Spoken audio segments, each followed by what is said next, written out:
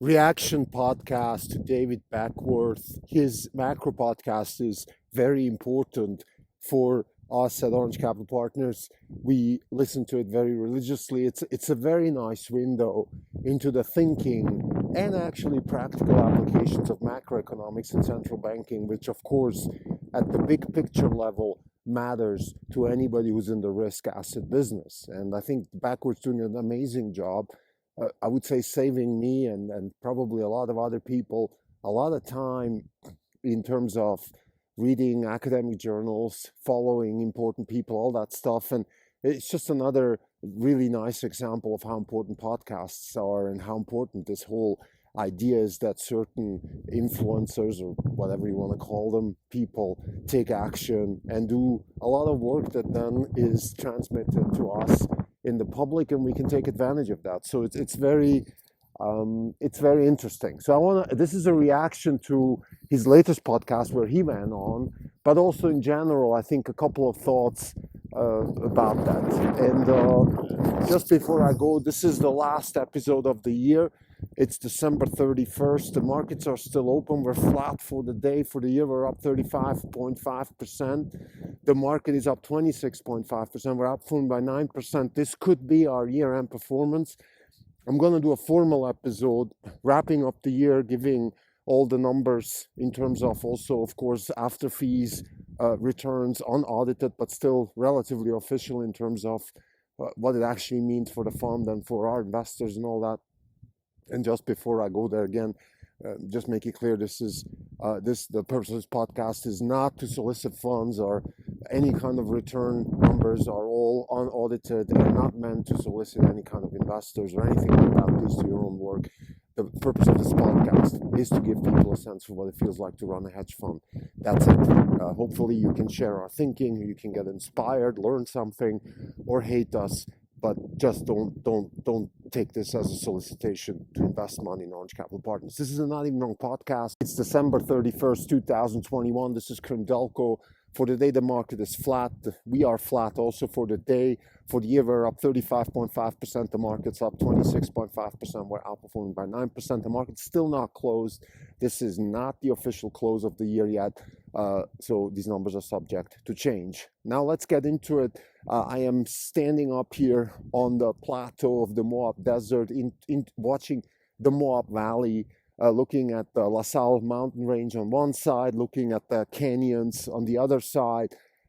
Just before I go into the macro discussion and the reaction podcast to David Beckworth, I just want to mention Moab again. This is not an official road log here, but we are on this road trip and we're in Moab, and very inspirational, very, very beautiful. I don't know what else to say. Beauty attracts people. I think beauty gives us a way to think about things, maybe opens up our synapses, gives us, beauty is kind of like air, like oxygen, to think, to get inspired. Looking at the canyon range of the Moab Valley, which is, it kind of reminds me of the Sawtooth Mountains in Idaho, probably formed by glaciers millions of years ago. Doesn't matter. It's not a geological podcast. Just want to say beautiful and inspirational. Now let's get back into the David Beckworth podcast. So Beckworth has a weekly podcast about macroeconomics, and highly recommend it for two reasons. I think one, it is very informative. It gives you a sense for what the thinking is in the macroeconomic literature and community. And second, it also actually gives you some practical advice on what's going on with the Fed. And why is that important? Well, we're all, like Keynes said in the end, we're all going to be subject to some economists' doing. And because we as a society are set up the way we're set up, the central banks and macroeconomists and all that stuff, they do have a lot of power. It's not ideal. We don't like it at Orange Capital Partners. I've said that many times. That's part of the reason why we bought Bitcoin, because we believe that the system is ripe for change. Nevertheless, it is the system we're living in. It is the system we're operating in. And that is what matters when it comes to allocating capital to risky assets.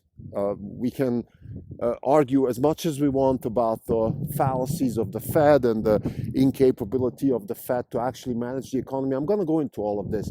But in the end, it is the system that we're exposed to, and therefore we have to live with it. And that's why David Beckworth podcast is actually very useful.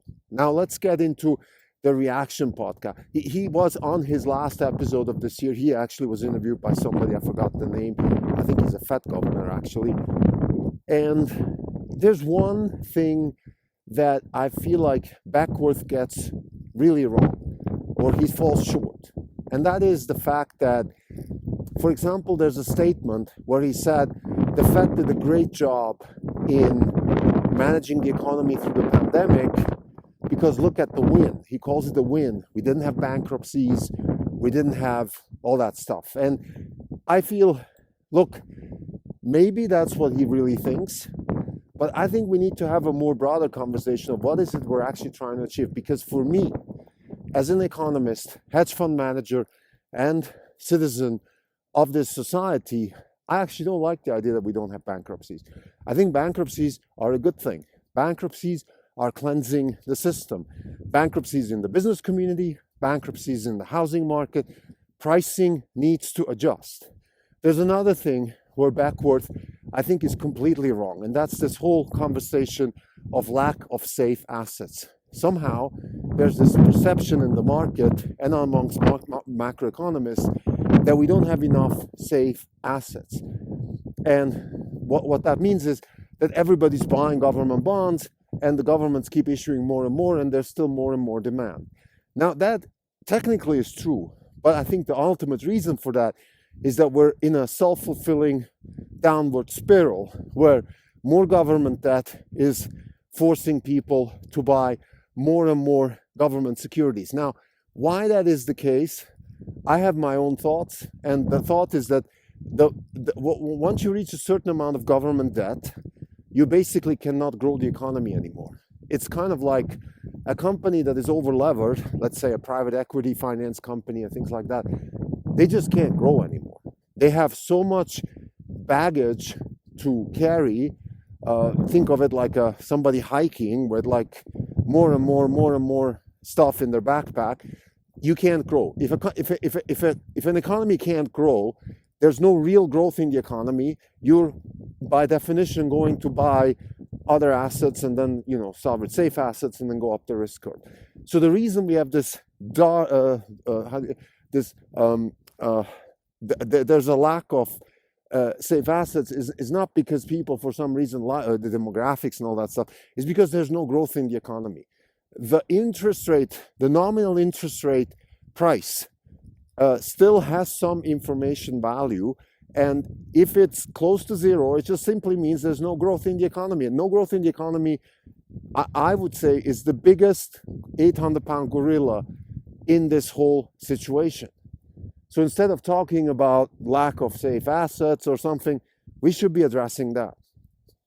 For example, Beckworth in his podcast says, oh, well, maybe we should issue a sovereign wealth fund. That's a terrible idea.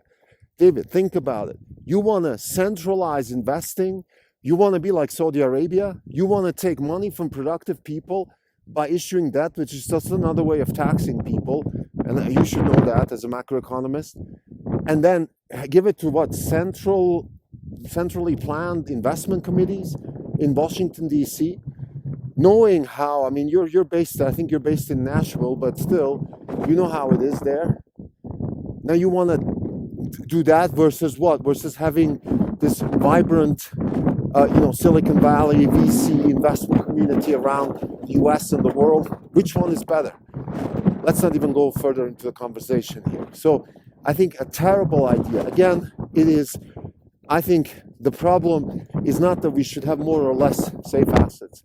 I think the problem is that we have way too much debt, that the capitalist governments around the world or the free market governments are coercing people into more and more servicing the massive amounts of debt that we've accumulated. We are on the brink of destroying our money system. And now I want to talk about something that Elon Musk said on the Lex Friedman podcast, which is we should look at money from an information theoretical perspective. Now, what does that mean? The way I understand this is, and Musk is not elaborating on this, but here's the way I understand it. If I take Claude Shannon, for example, I would say father of information theory. What is he saying? What is Musk saying? He's saying, forget this whole macroeconomy, money and banking, all that stuff. Let's just think about what is information. Information is the ability to convey a counterfactual. So it could be either this or that. As long as there is this or that, there is information. So money gives us a clue. Money is kind of like a memory, or it's an information about this or that.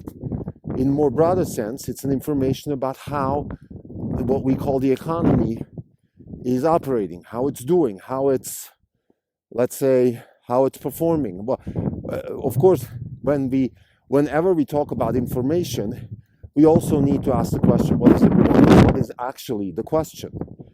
For example, the question could be, what is the growth in the economy? Or how do we allocate resources best? Or is there too much debt in the market? So there's a lot of different types of questions we can ask, and then money can offer an answer. We have to be very careful when we look at money from an information perspective, and then don't think about the questions we ask. And I think this is one of the biggest fundamental problems with David Beckworth and all the crowd that he has on his podcast, which is they implicitly sort of assume that some of the questions asked are, I don't know, maybe what kind of nominal growth can we have, or something like that. And maybe that's really a good question, but we should still discuss the question before we talk about the usefulness of money. That's my main point. And I like Musk's approach towards money, which is, let's look at it from the information perspective. And if you look at it that way, we can say first, let's say money is failing right now in labor allocation. We have shortages everywhere. Why is that? Well, money is not able to attract enough labor to do the job. That's information. Now we can go and look for the sources of that. I think it's the pandemic in a broader sense, that people either are afraid of going to work or don't have to work because they get bailed out by the government. So that is the failure of the system, which is transmitted through the information of the government. The information, of money is telling us something's wrong with the system. So this would be one of the things that I would like to see more on any kind of macro conversation, which is what are the questions we're actually asking?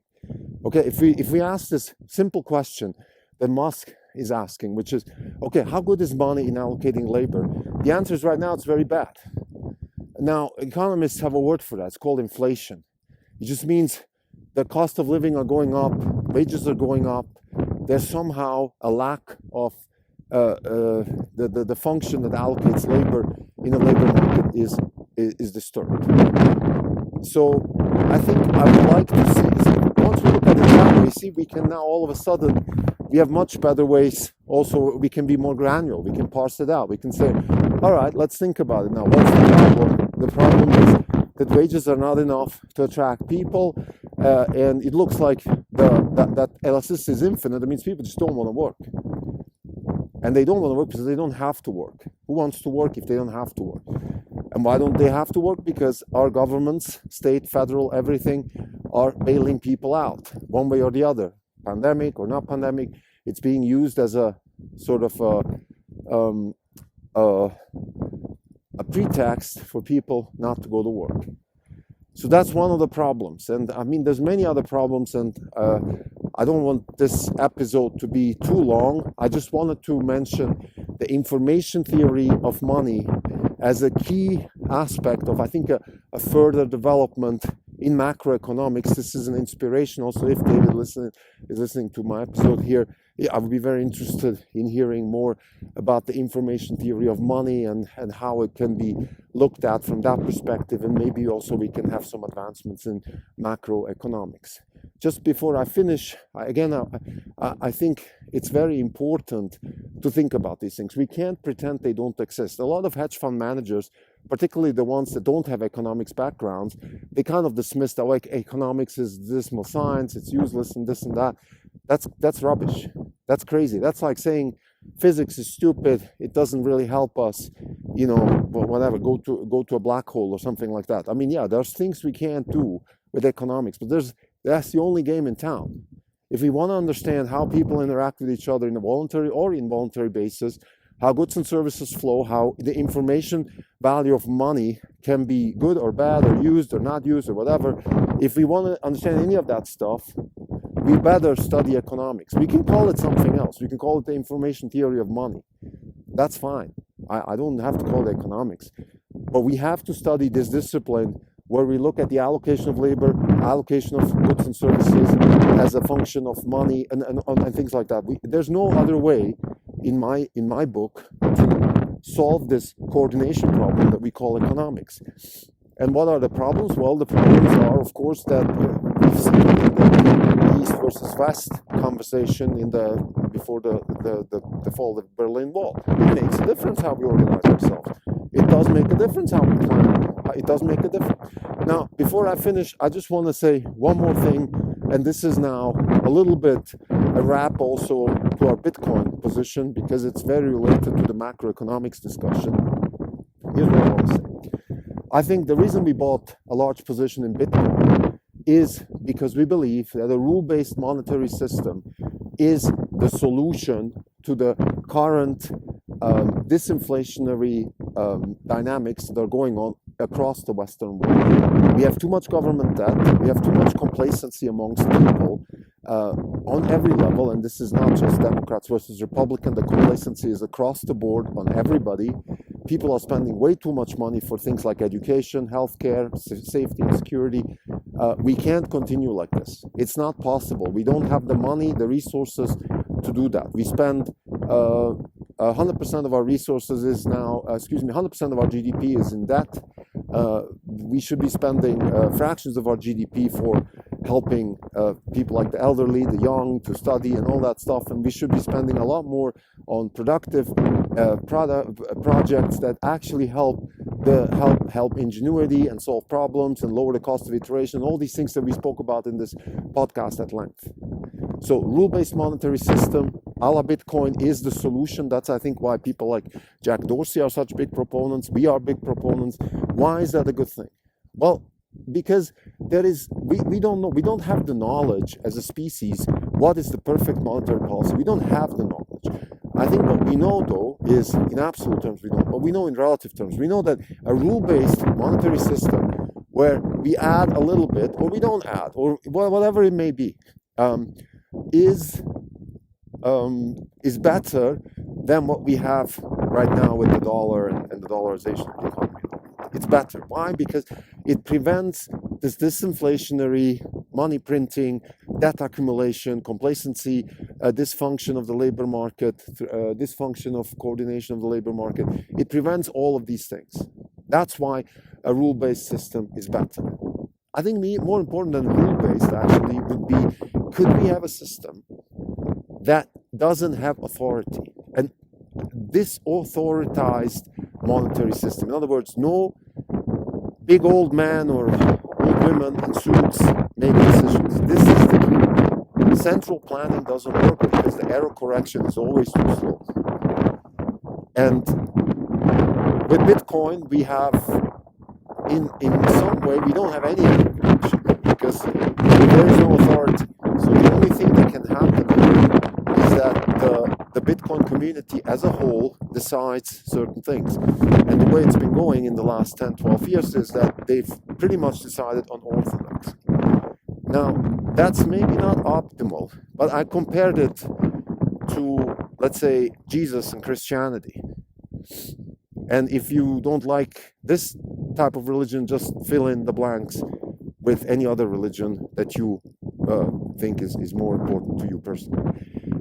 there are certain ideas, certain thoughts, certain ways of life, thinking, whatever you may want to call it, that have prevailed over thousands of years because they're relatively rigid in a sense that you can't change the Bible or the Quran or the Torah, etc.